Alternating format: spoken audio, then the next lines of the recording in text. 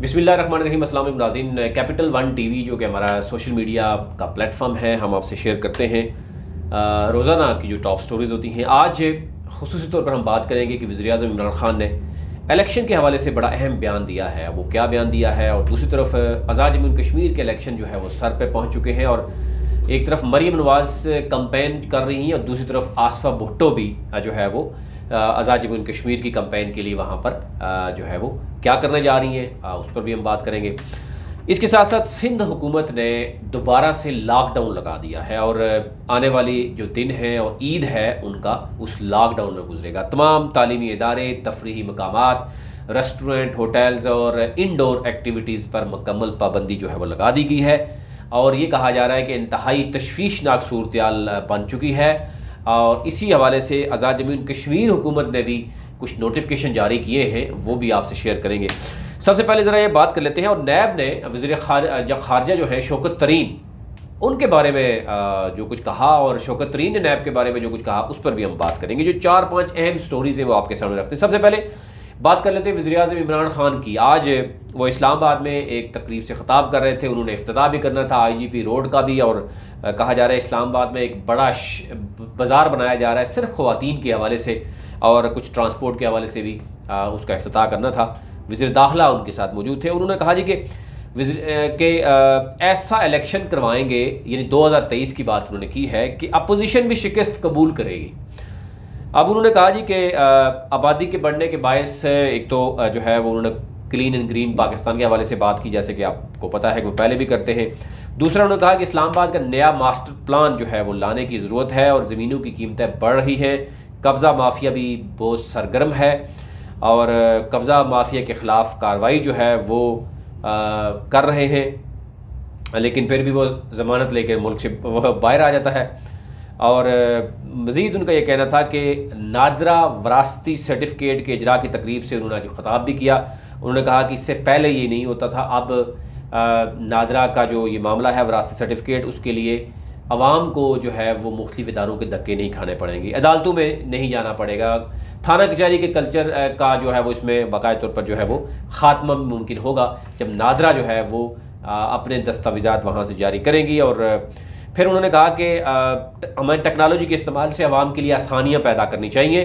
पहले बैरून मुल्क मुकीम पाकिस्तानियों को विरासती सर्टिफिकेट के लिए पाकिस्तान आना पड़ता था, अब ओवरसीज़ पाकिस्तानी बैरून मुल्क में बैठे हुए बायोमेट्रिक तस्दीक से अपनी मामलात कर सकेंगे।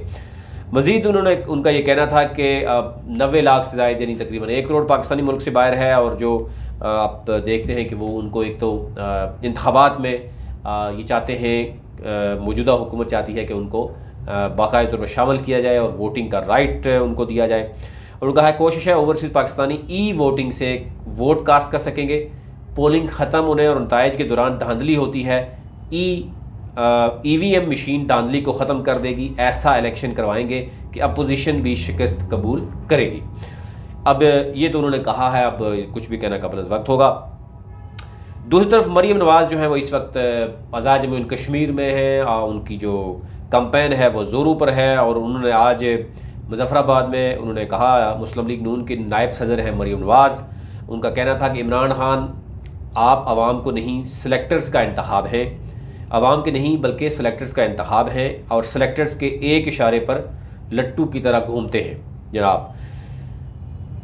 हजीरा कॉलेज ग्राउंड में जलसे से उन्होंने ख़िताब किया, और उन्होंने कहा कि इमरान ख़ान ने कहा कि मेरे अलावा कोई चॉइस नहीं है। इमरान ख़ान आप आवाम का नहीं, सिलेक्टर्स का इंतखाब है, और सिलेक्टर्स के एक इशारे पर लट्टू की तरह घूमते हैं। आप चॉइस इसलिए हो कि आप हर बात झुक जाते हो। इमरान ख़ान ने लोगों को बता दिया कि इनमें और नवाज शरीफ में क्या फ़र्क है। मज़ीद उनका ये कहना था कि इमरान ख़ान आप कुछ भी करें, कश्मीर अपना फ़ैसला सुना चुका है, आप कश्मीर आने की ज़हमत ना करें। इमरान ख़ान अपना नुमाइंदा यहाँ से इसलिए लाना चाहते हैं कि कश्मीर को सूबा बनाएं। ये साजिश तैयार कर चुके हैं, सिर्फ अमल दरामद बाकी है, लेकिन बच्चा बच्चा कट मरेगा, कश्मीर जो है वो सूबा नहीं बनेगा। ये एक बहुत बड़ा इल्ज़ाम जो है वो डेफिनेटली वो वज़ीर-ए-आज़म इमरान ख़ान पर लगाया जा रहा है। लेकिन उन्होंने कहा कि इमरान ख़ान की 22 साल जदोजहद के बाद सर उठाकर चलने की काबिल नहीं रहे, तो ऐसी कुर्सी से मौत ही अच्छी है।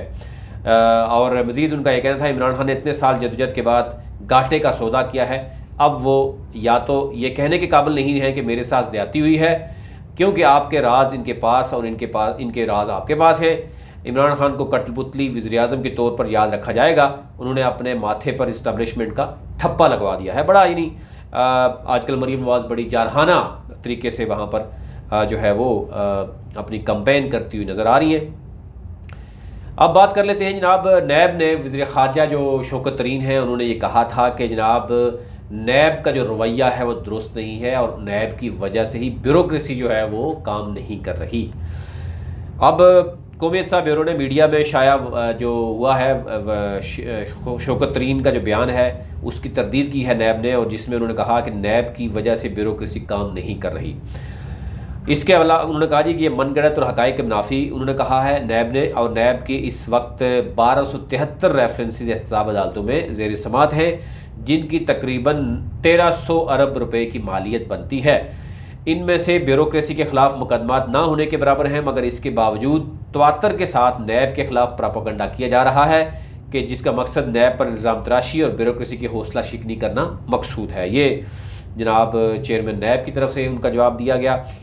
और अब बात कर लेते हैं जनाब आगे, हम अगर देखें तो बिलावल भुट्टो का दौरा अमेरिका है, उस पर भी बहुत सी बातें हो रही हैं। उनको तनकीद का निशाना बनाया जा रहा है, एक ग्रुप तनकीद का निशाना बना रहा है, एक अप्रिशिएट भी कर रहा है, और कुछ कह रहे हैं कि सीवी लेके जाने का ये वक्त नहीं था। अफ़गानिस्तान में इस वक्त क्या हो रहा है और इवन पाकिस्तान में भी एनी हाउ। लेकिन हम ये देख रहे हैं कि पीपल्स पार्टी के जो चेयरमैन हैं बिलावल भुट्टो, उनकी अमेरिका रवानगी के बाद आसफा भुट्टो पीपल्स पार्टी के इंतखाबी मुहिम की क़यादत कर रही हैं। और राय का कहना है कि आसफा भुट्टो 16 जुलाई से 19 जुलाई तक आज़ाद कश्मीर में जलसों से वो ख़ताब करेंगी, और आसफा भुट्टो के जलसों का शेड्यूल फ़ाइनल जो है वो किया जा रहा है, उसकी जो डिटेल होंगी वो आपसे शेयर करेंगे।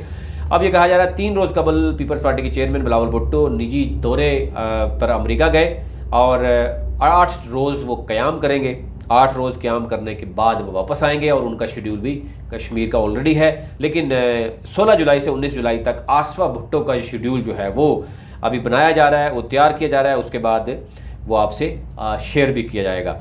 अभी तक इतना ही, जो मज़ीद इस तरह की अपडेट होंगी वो आपसे शेयर ज़रूर करेंगे। इलेक्शन कमीशन आज़ाद जम्मू कश्मीर ने एक अभी बड़ा अहम फ़ैसला किया है, मीडिया के हवाले से भी और आवाम के हवाले से भी, और बाकी के 25 जुलाई या उससे पहले मीडिया का रोल क्या होना चाहिए और इंतखाबात में क्या होगा वो आप तक थोड़ी देर तक रखेंगे। अभी तक इतना ही। चैनल को ज़रूर सब्सक्राइब कीजिए ताकि हर नई आने वाली वीडियो जो है वो सबसे पहले आप तक पहुँच सके। बहुत शुक्रिया।